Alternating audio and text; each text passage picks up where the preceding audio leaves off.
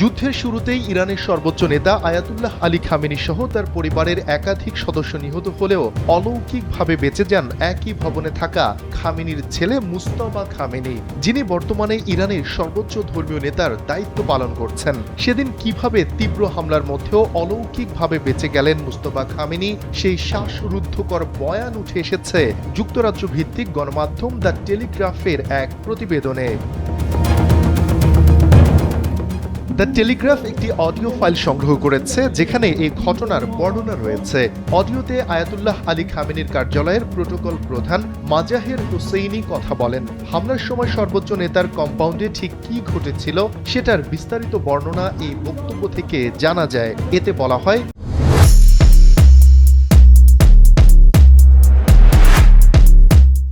বাবার মতো সন্তান মুজতবাও ইসরায়েল যুক্তরাষ্ট্রের লক্ষ্যবস্তু ছিলেন। দ্য টেলিগ্রাফ ওই ফাঁস হওয়া অডিও ফাইলটি নিরপেক্ষভাবে যাচাই করেছে।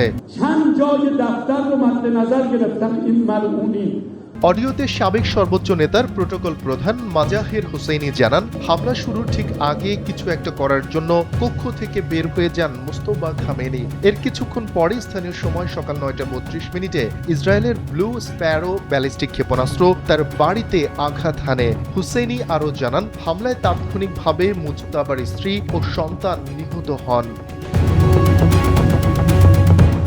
ইরানের রাজধানীতে বাবার সঙ্গে একই কম্পাউন্ডে বসবাস করতেন মুজতবা। সেখানে আলী খামেনির অন্যান্য সন্তানদের বাড়ি এবং বক্তব্য দেওয়ার জন্য একটি হল রয়েছে।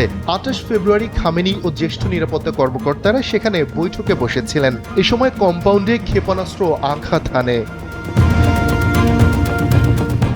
হুসেইনি আরও বলেন, সৃষ্টিকর্তার ইচ্ছায় মুজতবা কিছু একটা করার জন্য বাগানে গিয়েছিলেন এবং আবার ফিরে এসেছিলেন। যখন ভবনে ক্ষেপণাস্ত্র আঘাত করে তিনি তখন বাইরে থেকে ফিরে সিঁড়ি দিয়ে উপরে উঠছিলেন। তার স্ত্রী হাদ্দাদ তাৎক্ষণিকভাবে নিহত হন।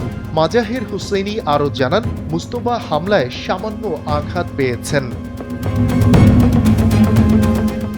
অডিওর বর্ণনা মতে একই সঙ্গে অফিস কমপ্লেক্সের একাধিক অবস্থানে হামলা চালায় ইসরায়েল যুক্তরাষ্ট্র। তাদের উদ্দেশ্য ছিল একই ধাক্কায় পুরো খামেনি পরিবারকে নিশ্চিহ্ন করা। এজন্য আয়াতুল্লাহ আলী খামেনি যেখানে ছিলেন সেই স্থানে 3টি ব্যালিস্টিক ক্ষেপণাস্ত্র ছড়ে তারা। ওই ক্ষেপণাস্ত্র এতটাই শক্তিশালী ছিল যে এর দমকে নিচের তলার একটি কক্ষে অবস্থান করা মুজতবার শ্যালকের দেহ ছিন্ন ভিন্ন হয়ে পড়ে। তবে অলৌকিকভাবে বেঁচে ফেরেন মুজতবা। প্রয়াত নেতা আয়াতুল্লাহ আলী খামেনির মৃত্যুর পর মুজতবা খামেনিকে নতুন সর্বোচ্চ নেতা হিসেবে বেছে নেয় দেশটির বিশেষজ্ঞ পরিষদ। তবে জনসম্মুখে না এসে কেবল একটি লিখিত বার্তা পাঠিয়েছেন মুজতবা খামেনি। তার এই রহস্যজনক অনুপস্থিতি জন্ম দেয় নানা জল্পনা কল্পনার। সবশেষ মার্কিন প্রেসিডেন্ট ডোনাল্ড ট্রাম্পও বলেন, আমরা জানি না তিনি বেঁচে আছেন নাকি মারা গেছেন। শফিকুল ইসলাম শান্ত, NPB।